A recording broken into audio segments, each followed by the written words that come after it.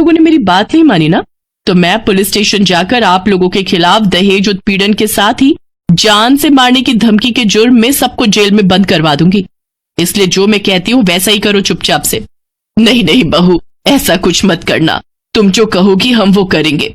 इसके बाद जूली उन सबको काम पर लगा देती है। ननद जी जरा जल्दी हाथ चलाइए, नहीं तो। नहीं नहीं मेरी प्यारी भाभी, भाभी मैं करती हूँ ना, आप आराम से बैठो सोफे पर, और किसी चीज की जरूरत हो तो कहना। सासू माँ खाना बना या नहीं? अब हमें कल तक का वेट करना होगा क्या? बस बहू रानी तैयार है।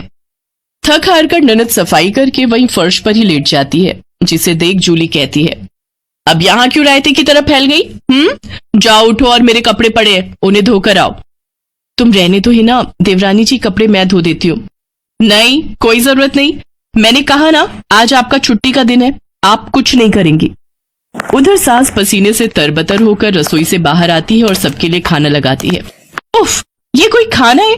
इसकी तो शक्ल देखकर ही खाने का मन नहीं कर रहा। ले जाओ ये खाना, मुझे नहीं खाना, मैं अभी अपने लिए कुछ बाहर से ऑर्डर कर रही हूँ। लेकिन बहू मैंने इतनी मेहनत से बनाया है, पूरे 2 घंटे लगे हैं मुझे रसोई में खड़े हुए, तो मैं क्या करूं?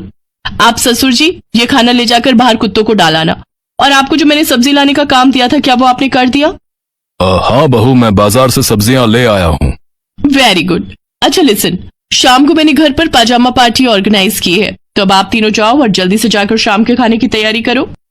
इसके बाद वो तीनों किचन में जाते हैं। हिना रोते हुए अपनी माँ से कहती है, माँ ये नई भाभी हमारे साथ ऐसा क्यों कर रही है? बड़ी भाभी ने तो कभी हमारे साथ ऐसा नहीं किया। हमारा किया हमारे सामने आ रहा है बेटी, हमने जो बड़ी बहू के साथ किया है उसी की सजा हमें मिल रही है। तभी जूली, हितांश और मानसी भी वहां आ जाते हैं। चलो सासू माँ, आपको अपने किए का एहसास तो हुआ और मेरी सहेली की कीमत भी पता चली। हाँ सासू माँ, मानसी मेरी सहेली है। क्या ये सच है बड़ी बहू? हाँ सासू माँ, ये मेरी बचपन की सहेली है और आगे की पढ़ाई के लिए विदेश चली गई थी। जब इंडिया आई तो ये हितांश से मिली और इन दोनों को प्यार हो गया। फिर जब हितांश ने मुझे इससे मिलवाया तो पता चला कि ये मेरी बचपन की दोस्त जूली है। सॉरी माँ जी, मैं आपके साथ ये सब करना तो नहीं चाहती थी, लेकिन आपने जो मेरी सहेली के साथ किया उसी का बदला लेने के लिए मैंने ये सब किया। बड़ी बहू हमें माफ कर दे, तेरी तकलीफ को हम समझ ही नहीं पाए। इसके बाद सबने मानसी से माफी मांगी। मानसी ने सबको माफ कर दिया और इस तरह नई बहू का ससुराल में पहले दिन का प्लान पूरा हो गया।